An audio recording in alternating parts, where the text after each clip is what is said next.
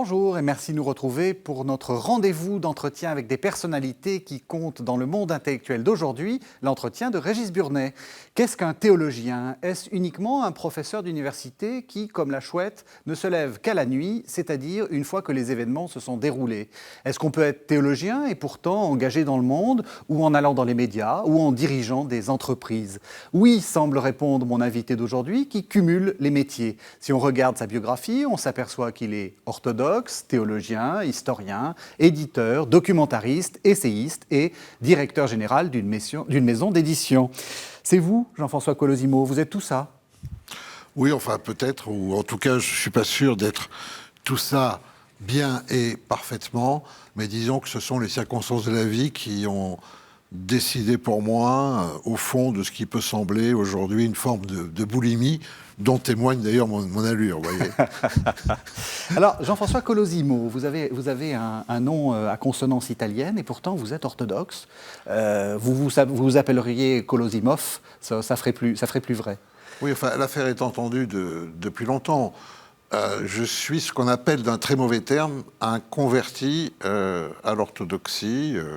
C'est un choix personnel. J'ai rencontré le Christ dans l'Église orthodoxe. Mais je dis c'est un mauvais mot, converti, oui, parce qu'en fait, dans le christianisme, il n'y a que des convertis, n'est-ce pas?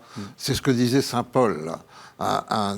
Jusqu'à ce que je rencontre le Christ, je vénérais ce que j'avais reçu, puisque ce qu'il y a de plus honorable, c'est ce qu'on a reçu avant de rencontrer le Christ.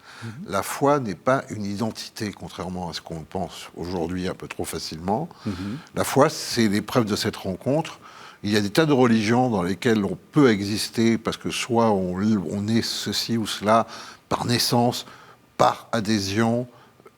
Non, c'est le Christ vivant qui fait le chrétien. Et le chrétien, par-delà d'ailleurs, je dirais, les différents horizons confessionnels. En cela, vous commentez ni l'homme, ni la femme, ni l'esclave, ni l'homme libre. Voilà, je crois que nous sommes tous dans les pas de saint Paul, rattrapés dans ses convictions, dans ce qu'il croit être l'ordre du monde, dans ce qu'il croit être l'ordre de la vérité, même dans ce qu'il croit être Dieu. Et d'un coup, il se passe quelque chose, c'est que le Christ lui-même, lorsqu'il apparaît, s'adresse à vous, vient vous chercher. Et d'ailleurs, à ce moment-là, vous comprenez le mot de Pascal, que vous-même, vous n'auriez pas cherché si vous l'aviez déjà trouvé. Eh bien, oui, il vous demande tout de ce que vous êtes. Il vous demande tout parce que c'est en perdant tout ce que vous êtes que vous allez gagner le royaume. Alors, vous vous convertissez donc dans l'orthodoxie, on est d'accord que ce n'est pas le bon mot, et vous vous convertissez dans quelque chose qui est assez minoritaire, on va dire, dans le monde dans lequel nous vivons. Déjà, le christianisme est minoritaire, et au sein de ce christianisme-là, au moins en France, l'orthodoxie est minoritaire. Au moins en France. Moi, je n'aime pas ce mot de minoritaire, parce qu'en bon français, la minorité, c'est l'âge qui précède l'âge adulte. Vous avez raison. Je ne pense pas dans ces termes. Ouais. Mais je pense que, oui, la majorité a tellement tort, souvent, qu'il vaut mieux aller chercher, souvent, dans les franges, là où s'élaborent, grâce à un petit nombre, finalement, des perspectives qui viennent déranger ce poids majoritaire d'un consensus qui est souvent en fait le résultat d'une addition de médiocrité. Alors vous commencez donc... Quand ce ne sont pas des lâchetés. Vous commencez donc plutôt comme universitaire, hein. On va essayer de retracer un peu votre parcours. Étudiant à l'université. Oui. Oui, bien sûr, mais mon parcours, si vous voulez, n'a pas beaucoup... je dirais, d'intérêt en soi. Il n'est marqué que par une chose, au fond, c'est que très tôt, à 21 ans, je quitte la France et je vais m'immerger dans ce monde orthodoxe, en Grèce, en Égypte, au mont Athos, au mont Sinaï, à Jérusalem, et finalement d'ailleurs à New York. Bon, vous savez que New York est une ville multiple et il y a une orthodoxie new-yorkaise qui était illustrée alors par le père Jean Weyendorff, qui lui-même était né à Paris, qui avait été le disciple d'Henri René Maroux et à qui les jésuites de Fordham avaient confié tout le territoire des théologies et philosophies médiévales. Et donc, oui, je suis parti là-bas pour devenir son disciple. Ce qui fait que j'étais absent de France pendant plusieurs années, et que de ce point de vue-là, j'ai une légère amnésie parfois, n'est-ce pas, sur ces fameuses années 1980, qui ont tout de même vu la France basculer de la certitude de sa singularité à la recherche de son adéquation dans une mondialisation pour laquelle, au fond, elle n'était pas faite. On va y revenir et à l'occasion on va parler du livre que vous avez fait paraître, la religion française, on va y revenir, mais on va continuer votre parcours. Vous vous formez, vous êtes fait pour devenir théologien, vous continuez d'ailleurs, enfin vous avez enseigné pendant très longtemps la théologie. Oui, j'ai même présidé l'Institut de théologie Saint-Serge, voilà. J'ai enseigné pendant 25 ans avant d'arrêter. Oui. Et en même temps, parallèlement, on peut dire, vous êtes éditeur. Votre biographie, j'ai regardé sur Wikipédia, parle de Stock, parle de la thèse, parle d'Odile Jacob, parle du CNRS, puis après le Centre national du livre. Oui. Est-ce que ce sont deux métiers évidemment différents?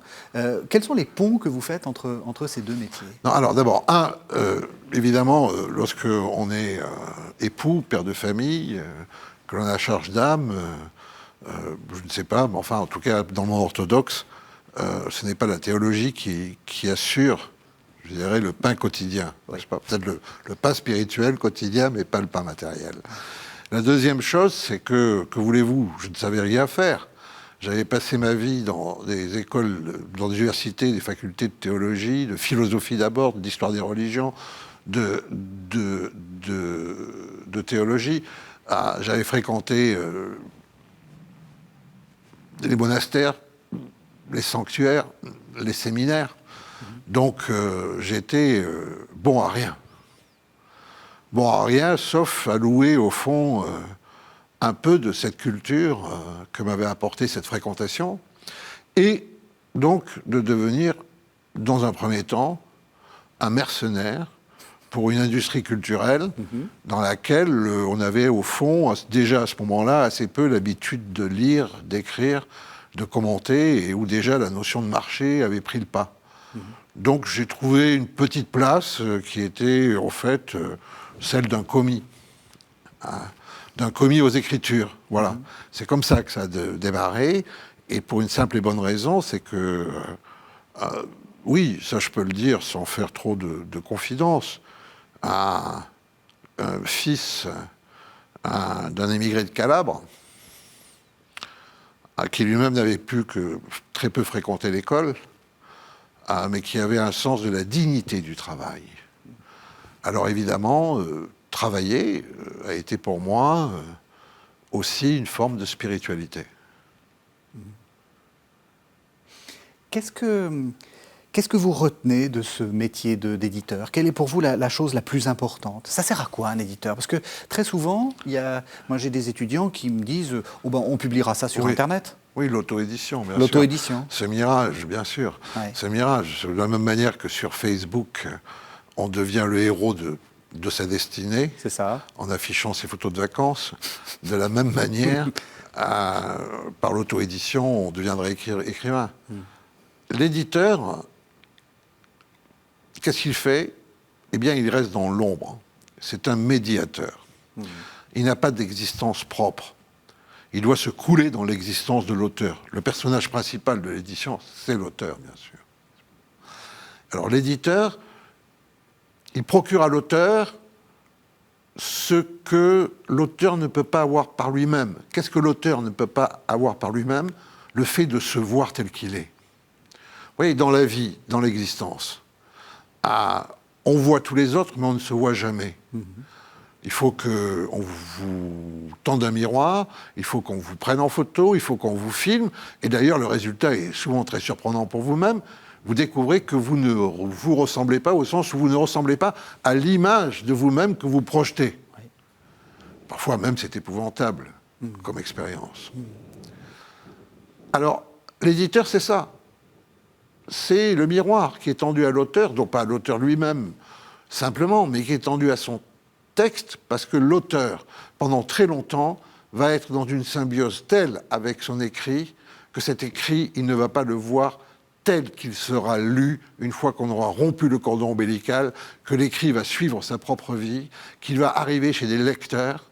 Et très souvent, d'ailleurs, c'est une expérience classique pour les auteurs, à se relire 3 ans plus tard, ils voient parfois des défauts qui leur étaient parfaitement imperceptibles au moment de la publication. C'est cet accompagnement.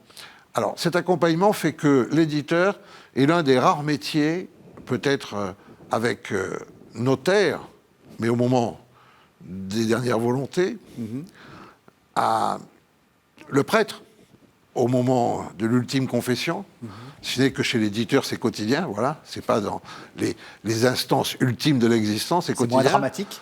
Ça peut être aussi dramatique. En fait, l'éditeur, il a une relation aussi à l'humanité concrète comme nul autre. Parce que l'auteur ou l'autrice qui se présente est dans un dénuement complet. Dans un dénuement complet. Il y a ce pouvoir symbolique qui est tout à fait fort dans l'édition, qui est de dire « vivez parce que je vous publie, vous êtes mort parce que je ne vous publie pas », n'est-ce pas ? C'est comme une sentence, en quelque sorte. Particulièrement en France, où le fait de publier s'assimile à l'anoblissement, n'est-ce pas ? Ça, c'est vrai, oui. Ouais. Ah, je veux dire, vous voyez, en Allemagne, c'est le fait d'avoir un doctorat. C'est pour ça qu'en Allemagne, tous les ministres s'appellent docteurs, n'est-ce pas ? Hein, et c'est pour ça qu'en Allemagne, on découvre parfois dans les curriculum vitae des ministres que leur doctorat est faux, qu'ils ne l'ont jamais eu, qu'ils l'ont inventé ou qu'ils l'ont plagié. Parce que sans ça, on n'atteint pas à ce degré de représentativité du génie national. En France, on ne peut pas être présidentiable si on n'a pas publié. Et de préférence, d'ailleurs, si on a publié un livre qui ne porte pas véritablement sur la politique, mais sur autre chose, une biographie historique, un récit d'enfance. Vous voyez ? Et donc, l'éditeur est là pour consacrer ce passage aussi. D'où le fait qu'il soit, de la part de l'auteur et de l'autrice, un objet d'attraction-répulsion. Il faut savoir le vivre aussi, qui est formidable. Parce que, je veux dire, la loi, elle est simple. Lorsque ça marche, c'est grâce à l'auteur, et lorsque ça ne marche pas, c'est à cause de l'éditeur. Donc, vous voyez, un métier de l'ombre, un métier de l'abnégation, un métier du passage, un métier de service, et en même temps, un métier de liberté, parce que l'édition reste certainement le lieu où le plus de choses peuvent se dire, s'exprimer.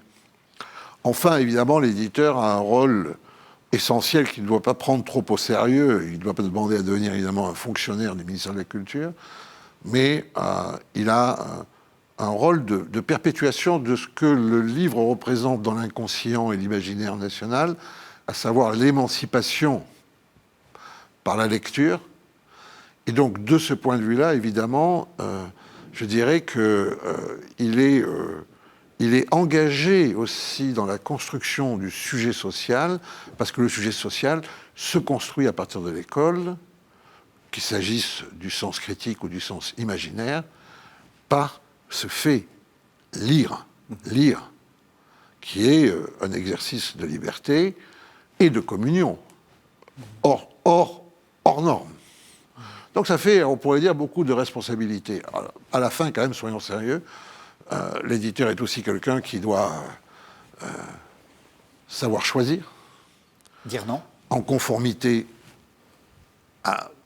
au génie propre de la maison, dont il peut avoir la responsabilité. Il y a une histoire des maisons, il y a des marques. Il doit savoir dire non. Non à des auteurs potentiels, non aux auteurs qui travaillent, avec lesquels il travaille, mais qui peuvent prendre des voies de traverse, non à la date de parution, non aux représentants, non aux libraires, non aux journalistes, tout en ayant toute cette relation avec eux. Mais voilà, c'est ça qui compte, il est à l'intersection aussi de la société, parce que le mauvais éditeur, c'est l'éditeur qui passe tous les jours devant sa concierge, issue de l'immigration, et qui ne voit pas en elle qu'elle porte un livre qui sera décisif. Jean-François Colosimo, je vous propose qu'on entende un premier texte qui va nous faire plonger dans l'un de vos centres d'intérêt. Alors, on n'a pas préparé l'émission ensemble, donc vous ne savez pas quel est ce texte. Je vous le laisse découvrir et on en parle après. Un moyen de corruption de la conscience du peuple est la croyance à Dieu et au diable, aux esprits bons et mauvais, les anges et les saints, la religion. Une quantité d'hommes sont habitués à croire à tout cela. Quand on prouve régulièrement et qu'on comprend comment la religion est née et pourquoi messieurs les bourgeois la défendent avec une telle ardeur, la réelle signification de la religion devient claire pour nous. C'est un poison avec lequel on a empoisonné et on empoisonne le peuple. On comprend aussi pourquoi le Parti des communistes est un adversaire décidé de la religion. Un détail est intéressant. L'expression de Dieu, dans la langue russe, prouve une telle origine de la religion. Que signifie le mot Bog, Dieu? D'où vient-il? De la même racine que le mot Bogati, riche. Dieu est fort, puissant, riche. Comment appelle-t-on encore Dieu? Seigneur. Que signifie Seigneur? Il signifie maître, en opposition à esclave. Dans les prières, on dit « nous, tes esclaves ». Dieu est aussi appelé souverain du ciel. Qu'est donc Dieu? C'est un prétendu maître, riche, puissant, un possesseur d'esclaves, un souverain du ciel, un juge. En un mot, une exacte copie, une reproduction du pouvoir terrestre des anciens, et plus tard, des princes. Jean-François Colosimo, on est là en train de lire un texte de Nicolas Boukharine, donc c'est un des premiers communistes, qui va d'ailleurs partir assez vite dans les charrettes, si on peut dire, des différentes épurations. Vous avez été très intéressé par la Russie, peut-être liée à l'orthodoxie, et puis à cette question du christianisme russe. Je sais que vous êtes un grand lecteur de Dostoïevski, je sais que vous avez beaucoup travaillé là-dessus. Pourquoi ? Alors avant d'en arriver là, effectivement, la Russie a été ce laboratoire totalitaire, du point de vue du progressisme le plus radical, celui du marxisme-léninisme. Ce qui est intéressant dans ce texte, n'est-ce pas, c'est qu'on est face à d'abord une démonstration pathétique du point de vue de la compréhension même du fait religieux, qui est interprétée typiquement en termes de superstructure d'une infrastructure économique. Tout ce que le marxisme voit au fond comme des idéologies reflets. Ça vaut aussi pour l'art, ça vaut aussi pour les mœurs, n'est-ce pas? La réalité économique détermine tous les existants symboliques qui, en quelque sorte, n'ont pas d'autonomie. Mais à quoi aboutit ce projet? Mais à substituer une religion non seulement grotesque, mais effroyable, à une religion historique qui, elle, est éprouvée. Qu'est-ce que va faire le marxisme-léninisme, le bolchevisme en Russie, en Union soviétique? Mais enfin, instituer des grandes messes sur la place rouge, distribuer des icônes de Lénine enfant et de Staline en père éternel, diffuser dans toutes les langues le manifeste de Marx comme s'il s'agissait de l'Évangile, aboutir aussi évidemment à avoir un ordre missionnaire, le Comintern, n'est-ce pas, un clergé. Il y a des papes, il y a un hérétique qui s'appelle, un grand hérétique qui n'est pas Arius, mais qui est Trotsky, oui, etc. Et on en arrive à la vénération dans la Nouvelle Jérusalem mondiale, à celle du communisme, à la vénération du corps embaumé éternel de Lénine. Enfin, quand on en est à un degré aussi pathétique de religiosité, on ne vient pas donner des leçons, n'est-ce pas ? C'est ça le problème, c'est ce que disait Maurice Clavel. 2 siècles chez Lucifer, on a substitué aux religions historiques des religions politiques qui non seulement n'avaient pas l'expérience des premières, mais se sont révélées dramatiquement plus sanguinaires que ne l'ont jamais été les premières. Plus oppressives, c'est le mot, un mot totalitaire, des religions totalitaires. Boukharine lui-même est un bon exemple, puisqu'il finira devant le tribunal de la Sainte Inquisition en faisant un mea culpa sur son péché, de n'avoir pas su être un assez bon révolutionnaire, de n'avoir pas su participer de l'humanité nouvelle qui, au même moment, est fabriquée par le stalinisme. Donc, nous sortons en fait véritablement d'une confusion terrible qui n'en finit pas. D'ailleurs, oui, c'est ça. Est-ce que nous en sommes indemnes? Non, on n'en finit pas. Y compris dans notre monde occidental. Enfin, d'abord, d'une part, dans notre monde occidental, il faut bien se rendre compte que la chute du mur de Berlin, la fin du communisme, participe de l'effondrement du phénomène de la croyance, autant que la sécularisation ou la déchristianisation, n'est-ce pas? C'est un premier point. L'atomisation de l'individu laissé à ce qu'on appelle sa spiritualité, qui est généralement un bazar de représentation fantasmatique de lui-même et de son nombril, n'est-ce pas? C'est ça. Et d'ailleurs, plus les credos reculent, plus les croyances enflent. Et les croyances, encore une fois, les plus absurdes.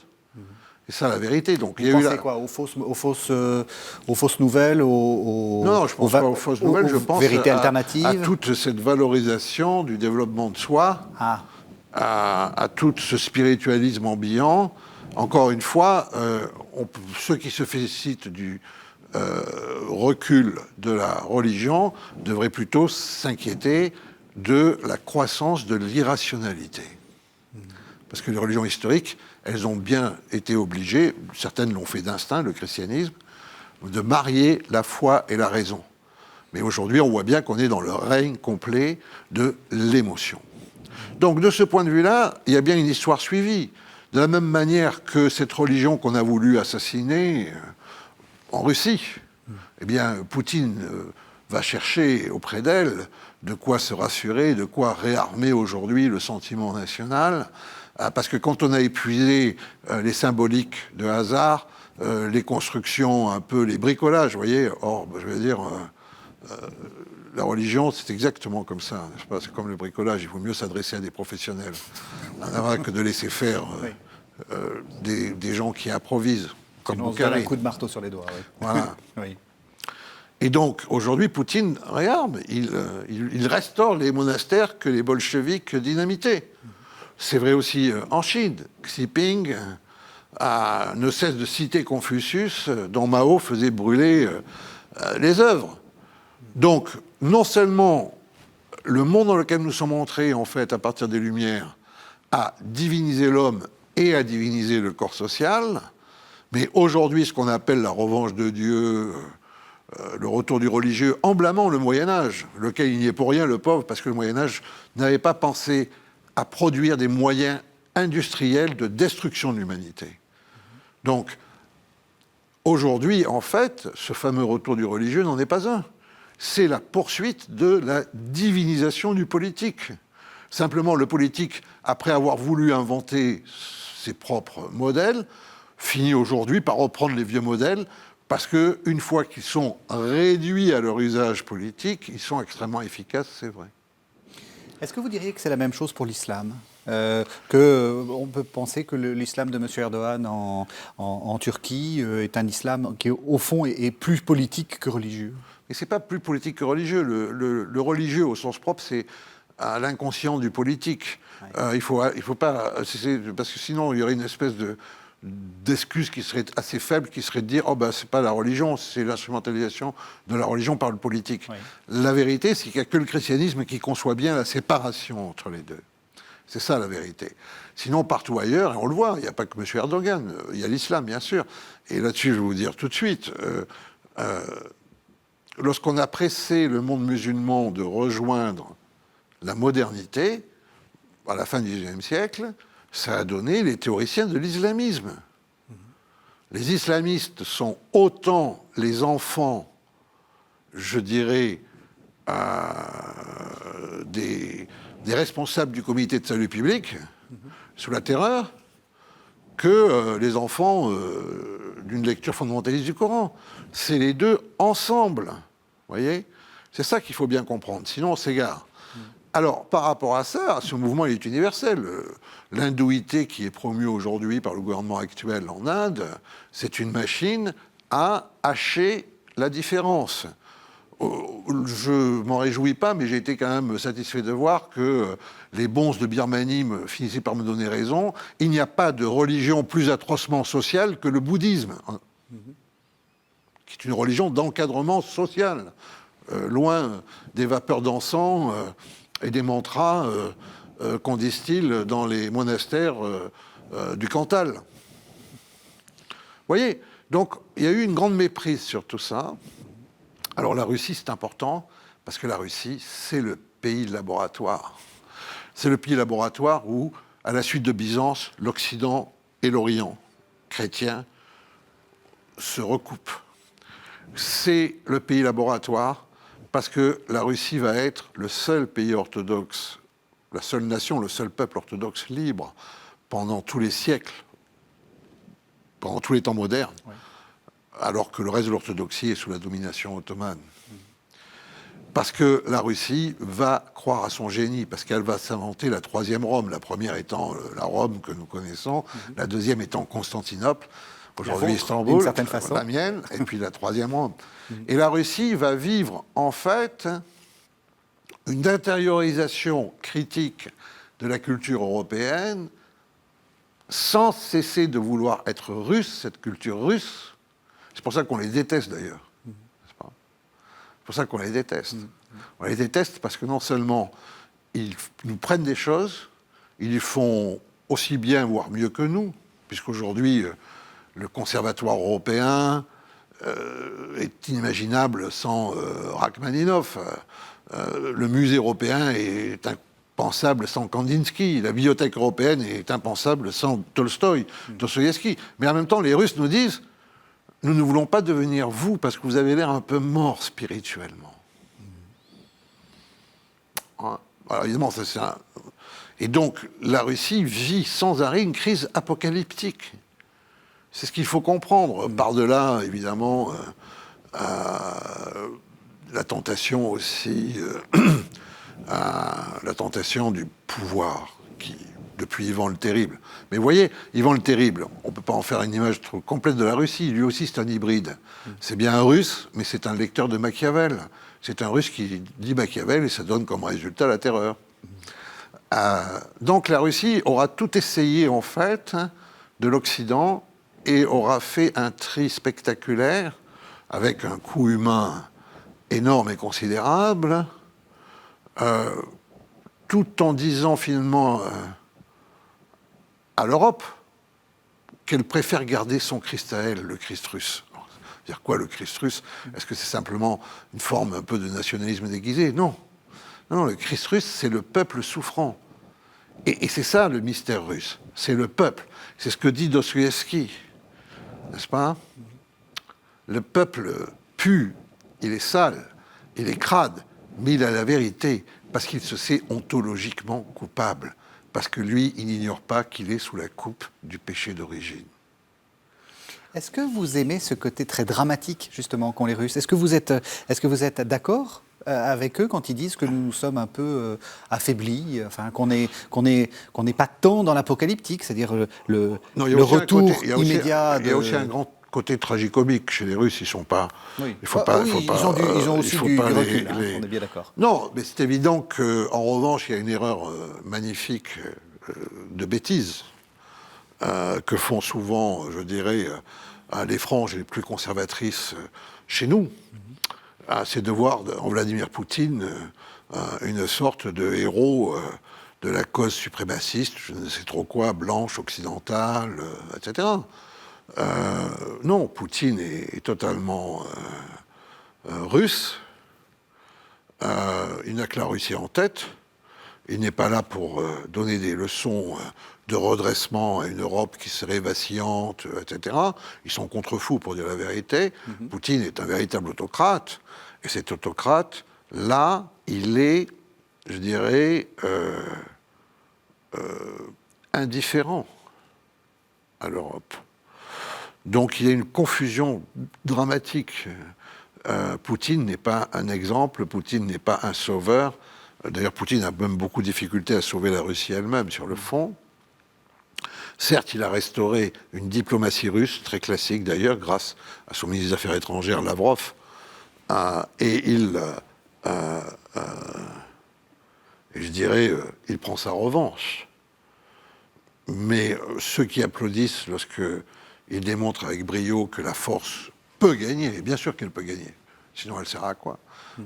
Au Proche-Orient, ou dans le Caucase, ou ailleurs, ils devraient savoir que Poutine, ceux-là qui applaudissent, devraient savoir que Poutine est prêt à leur appliquer la même force dès qu'il le jugera possible ou nécessaire.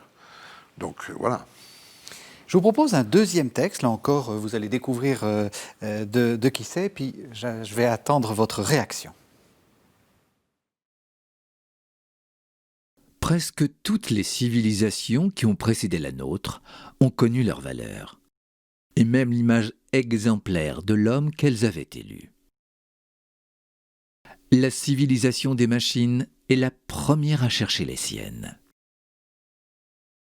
La fission de l'atome n'était pas encore découverte au temps où je constatais que la plus puissante civilisation de la Terre n'avait inventé ni un temple ni un tombeau. Les chrétiens attendent une résurrection de la foi, assurée par un retour aux sources, et dont la formule serait sans doute, en effet, que la véritable religion est la communion en Dieu. Il est possible qu'un croyant voie d'abord dans la transcendance le plus puissant moyen de sa communion. Il est certain que pour un agnostique, la question majeure de notre temps devient: peut-il exister une communion sans transcendance? Et sinon, sur quoi l'homme peut-il fonder ses valeurs suprêmes? Sur quelle transcendance non révélée peut-il fonder sa communion? J'entends de nouveau le murmure que j'entendais naguère. À quoi bon aller sur la Lune si c'est pour s'y suicider?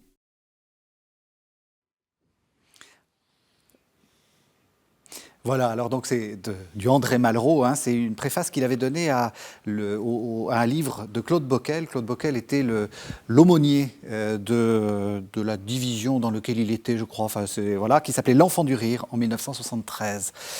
Alors, est-ce que vous êtes d'accord avec ça, avec cette sorte de, comment dire, de spiritualisme sans religion, d'une certaine façon, si je peux me permettre de résumer Malraux? Bon, comme toujours, dans Malraux, il y a de belles choses et des choses vraies, mais enfin, la boursouflure nuit un peu à l'ensemble, quoi. Et cette boursouflure... Il a manqué d'éditeur, peut-être. Oui, je ne sais pas, il avait quand même un excellent éditeur, hein, dans la personne de feu Claude Gallimard, hein, Gaston et puis Claude Gallimard. Vous voyez, c'est toute l'ambiguïté de ce terme. D'abord, la religion, on n'en sort pas. C'est pour ça que cette idée selon laquelle nous verrions un retour du religieux est fausse, cette idée, parce qu'on n'en sort pas, en fait. C'est pas la religion, c'est un mot latin, vous le savez mieux que moi, qui vient de l'Empire romain et qui désigne véritablement la manière dont un groupe se donne des invisibles pour pouvoir se cimenter, pour pouvoir rayonner, pour pouvoir se mobiliser. Hein, c'est en fait une définition assez horizontale du lien. Alors évidemment, les invisibles, eux, ils sont transcendants, mais c'est surtout que cet appareil symbolique permet de pouvoir mettre la frontière entre nous et eux, de nous différencier, d'avoir notre liberté, de leur faire la guerre, de commercer avec eux, etc. Donc la religion, si vous voulez, c'est ça. La spiritualité, c'est un terme qui est très technique. Comme ça. Alors d'ailleurs, religion, le terme ne change pas jusqu'au XVIIIe siècle. Ce sont les Lumières qui inventent l'idée que la religion, ça serait des systèmes de croyance. La croyance étant évidemment, pour les encyclopédistes, l'obscurantisme. Donc il faut se défaire de la religion pour aller vers l'homme nouveau. Mais jusque-là, dans le dictionnaire de Furetière, le premier grand dictionnaire français, religion, la définition qui est placée en face du terme, ce sont les liturgies catholique et royale qui règle la vie de la France. C'est exactement ça, oui. Oui, c'est ça la religion. Oui. Donc les religions, il y en a partout. Et puis d'ailleurs, des religions, c'est aussi le terme par lequel on renvoie à la règle des ordres. N'est-ce pas? C'est pas ma religion. Oui, c'en est fait une religion. C'est ça la religion, il faut arrêter avec ce terme. Bon. Et en plus, la prétendue science et histoire des religions est en échec total, puisque après avoir dit que le religieux, ça pouvait être une nomenclature, alors bon, évidemment, mais quand après on met le judaïsme avec le bouddhisme côte à côte, on se rend compte que la nomenclature ne fonctionne pas. D'abord, c'était une définition fonctionnelle. C'est ce qui réunit et galvanise, qui produit du symbolique. Dans ce cas, il faut mettre le football dedans, qui lui aussi c'est une religion. a ses liturgies, ses idoles, ses prêtres et ses sacrifices. Donc, la science des religions, on est arrivé à l'idée de dire que le religieux, c'était de l'autodéclaration, quoi. Par rapport à ça, la spiritualité a eu aussi un tout autre sens, qui n'est pas celle de l'auto-flatterie de soi en s'élevant vers des cimes qui sont en fait jamais que les horizons de sa petite existence, n'est-ce pas? La spiritualité, c'est la motion de l'esprit. Donc aujourd'hui, on voudrait même opposer religion à spiritualité, ce que fait un peu à Malraux. Il y aurait même d'ailleurs une spiritualité laïque. Non, il y a eu une religion laïque, mais il n'y a pas eu il y a eu un tout religieux mis à la laïcité à un moment, soit dans la République, mais il n'y a pas de spiritualité laïque. Tout ça, c'est une manière de s'aveugler consciencieusement sur un point, qui est un point crucial. C'est que le seul fondateur supposé de religion qui a été mis à mort au nom de la religion, c'est Jésus. Et donc il y a dans le christianisme une épreuve de la libération à l'égard du religieux. C'est une religion qui est anti-religieuse. Je ne crois pas que ce soit une religion, encore une fois, au sens où je l'ai définie. Oui. Pas pour faire un sort particulier au christianisme. Le christianisme vit sur cette idée de l'Église, qui est un corps qui ne s'appartient pas. Je ne veux pas dire que l'Église n'a pas produit du religieux au cours de son histoire, ni que le christianisme n'a pas parfois, je dirais, n'a pas toujours su éviter les écueils du religieux. Mais là, l'innovation, la bonne nouvelle, le tournant que représente pour l'humanité l'Évangile, n'est-ce pas, c'est que c'est un usurpateur de Dieu et un blasphémateur de Dieu qui est mis à mort et que c'est par lui que vient le salut. C'est un retournement, c'est ce qu'a von Balthasar, un grand théologien, la modification chrétienne. Pourquoi? Parce que cette chose qui est mise dans le logiciel de l'humanité, en quelque sorte, c'est un véritable virus contaminant qui va tout modifier à partir de là. Toutes les expériences humaines, le pouvoir, la société, les mœurs, l'union, l'amour, la sexualité, tout. Et cette modification, on peut l'avoir aussi comme René Girard, comme l'expulsion de la logique du bouc émissaire, n'est-ce pas? Par le seul, là encore, qui dévoile la logique du sacré, en étant le seul mort, le seul martyr volontaire, en pleine conscience, du fait d'offrir son sang pour la rédemption. Donc tout ça fait qu'il faut revenir à cette centralité du christianisme. Le christianisme change forcément tout, et donc le fait religieux lui-même. Et alors du coup, est-ce qu'on peut être post-chrétien? Parce que c'est un peu la question que vous posez dans votre livre là, sur la religion française. On peut dire d'une certaine façon que ce qui arrive actuellement, c'est encore du christianisme. C'est un peu comme Mozart, le silence qui suit Mozart. C'est toujours du Mozart. Bien sûr, mais au sens de Chesterton, vous savez, le monde est plein d'idées chrétiennes qui sont devenues folles. Oui. Alors je ne parle pas pour la laïcité, là, qui est une stabilisation, au contraire. D'ailleurs, il ne faut pas confondre laïcité et sécularisation, n'est-ce pas? Vous faites quelle distinction? Comme ça, les téléspectateurs sont La clairs laïcité, là-dessus. c'est un mot apparu tardivement pour désigner une organisation typiquement française des sphères politiques et religieuses sur le mode d'une stricte séparation. Ça, c'est français, ça existe nulle part ailleurs. Il y a des gens qui se disent parfois, des États qui se disent laïcs, qui ne le sont pas. La Turquie, par exemple, où la laïcité signifie la soumission de l'islam sunnite à l'État turc. Voilà. Bon. Donc, par rapport à ça, et la sécularisation, c'est ce mouvement qui, en fait, transfère des représentations ou des mécanismes qui sont d'ordre théologique dans le siècle, c'est-à-dire dans l'existence ordinaire. C'est ce passage-là. Donc, par exemple, oui, lorsque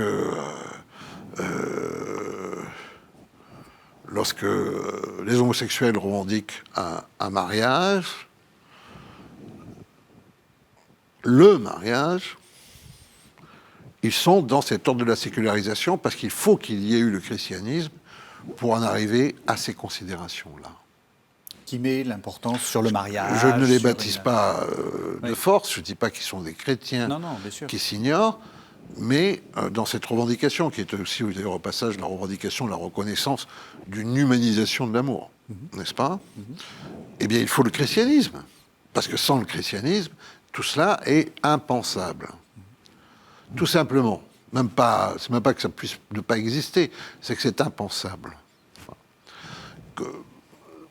L'impact du christianisme sur la formulation des droits de l'homme, des règles de la vie internationale, etc., sont tout à fait importants. Ce sont des dominicains, d'ailleurs, qui ont fait ça, n'est-ce pas, en Espagne, au moment de la Renaissance, qui ont pensé la nécessité des libertés dans un monde devenu complexe et multiple. N'est-ce pas? Voilà. Alors cette sécularisation, évidemment, elle est à double tranchant. Elle est à double tranchant, pourquoi? Parce que la plupart des gens sont amnésiques de la source. Non pas parce qu'ils devraient tous se convertir et dire merci, ne soyons pas idiots, mais c'est parce que s'ils avaient une connaissance du code, leurs instincts de progression seraient infiniment mieux nourris et mieux structurés. Alors que très souvent, ils sombrent dans une forme un peu de contestation pour la contestation. Donc, mais le christianisme a contesté le monde ancien, c'est évident. Et du coup, est-ce qu'on peut considérer qu'on est en train d'en sortir ? Est-ce que pour vous, ça a du sens, et donc de faire cette sorte de... Ah, la sortie de la rue. Je pensais à Malraux, vous savez... Oui, oui, mais c'est aussi mon ami Marcel Gauchet qui pense que le christianisme, c'est la religion de la sortie de la religion. Oui. Est-ce que vous pensez ça? Bon, moi non, je pense que d'abord le christianisme est très vivant dans le monde. Un être humain sur 3 est chrétien, baptisé. Il y a 2,5 milliards de chrétiens. Le christianisme est majoritaire ou très significatif sociologiquement parlant dans 119 pays sur 130. Donc, non, je crois qu'il y a une vitalité chrétienne qui est formidable. C'est l'Europe qui est anémiée. C'est pas que le christianisme est en train de sortir de l'histoire. C'est l'Europe qui est en train de sortir de l'histoire, qui d'ailleurs en a envie. On peut la comprendre.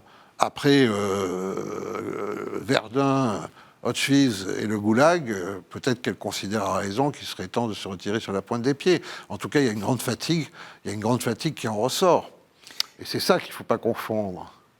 Est-ce que, d'ailleurs, là, c'est quelque chose... J'ai lu plusieurs livres de vous. C'est une grande idée, c'est un des très grands leitmotifs de votre pensée. C'est l'idée que, finalement... on est un peu trop orgueilleux et qu'il faut remettre les choses à leur place. C'est quelque chose que vous dites très souvent. Vous écrivez ça très souvent. Il faut remettre les choses à sa place. Oui, mais je ne suis certainement pas d'ethnocentriste. Bon, pour ce qui est le cas de l'Union européenne, l'affaire est entendue. Oui. Elle ne veut pas avoir de religion, donc elle n'a pas d'armée, donc elle n'a pas de diplomatie. Donc c'est une puissance de l'impuissance. Non mais ça c'est structurel. Dans l'ordre du monde, là, on parle, n'est-ce pas ? Parce qu'il faut une religion pour avoir une bonne armée ? faut avoir un culte. Il faut avoir un culte. Il n'y a pas de culture sans culte. Une culture, c'est un culte qui a migré vers la sécularisation. Il faudrait avoir un culte. Il y a une religion américaine, la religion civile. Il y a des jeunes qui s'embarquent pour mourir au nom des idéaux de l'Amérique, à l'autre bout du monde. L'armée recrute, et ils sont convaincus de leur bon droit, à tort ou à raison. Il n'y a aucun gamin, aucune gamine d'aujourd'hui qui va aller mourir pour l'Europe en ayant l'impression de sacrifier sa vie à quelque chose de plus grand, de nécessaire, d'immense. Ça n'est pas vrai. Vous voyez bien donc qu'il y a un déficit symbolique. N'est-ce pas ? Qu'est-ce que c'est ? Une réalité collective qui est censée nous définir, mais pour laquelle on n'est pas prêt à mourir. Cette réalité s'appelle l'impuissance. Et nous en sommes aujourd'hui, je dirais, à un moment fatidique de la certitude que l'Europe est synonyme d'impuissance. On l'a vu même à travers la crise pandémique, n'est-ce pas ? On arrive à la fin de l'émission. Oui, alors donc, oui, et je suis désolé de ça. Donc, non. donc, Moi aussi, oui, je suis désolé, il faut toujours regarder la théologie dans le passé pour comprendre le présent. Les ressorts théologiques restent entiers. Ce sont eux qui structurent les inconscients, les imaginaires, mais bien plus que ça encore, qui structurent les nations, qui structurent les empires, qui structurent le choc. Et donc, c'est encore les théologies qui déterminent la guerre et la paix. Nous sommes face aujourd'hui à des générations qui, malheureusement, ont été plongées dans l'amnésie. C'est pour ça qu'elles sont si désemparées. Elles sont si désemparées parce que la seule chose qu'elles comprennent, c'est qu'elles ne comprennent plus rien. Or, en fait, ce qui se passe, c'est pas très difficile à comprendre. Pas. Le diable reste à l'œuvre, et il commet le plus de mal qu'il peut. Comment on sort de ça ? Comment est-ce qu'on combat le diable ? Simplement par l'éducation ? Je crois que, oui, c'est dans l'évangile de Jean, dans le discours aux adieux, lorsque le Christ le dit, l'homicide, le meurtrier depuis l'origine. Dans un monde qui aujourd'hui accepte la violence comme régime normal des relations, que ce soit les relations internationales, les relations intranationales, n'est-ce pas, où la violence se déchaîne, on le voit. Je pense que les chrétiens, plus que jamais, doivent être des chrétiens des béatitudes, la dernière des béatitudes, qui n'est pas du tout heureux les pacifiques, n'est-ce pas, en grec, mais qui est heureux les fabricants de paix. La paix se fabrique, et de ce point de vue-là, je me sens, vous voyez, vous avez dit que je suis un orthodoxe qui dirige une maison catholique, mais je me sens, moi, personnellement, très ému et très en phase avec le message du pape François. Il faut abattre les murs. C'est comme ça. Aujourd'hui, il n'y a plus que les...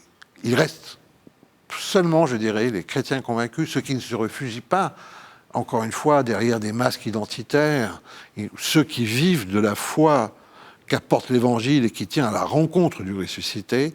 Il n'y a que pour tendre la main par-delà les murs. Alors c'est ça. Le diable, c'est o diabolos, le diviseur.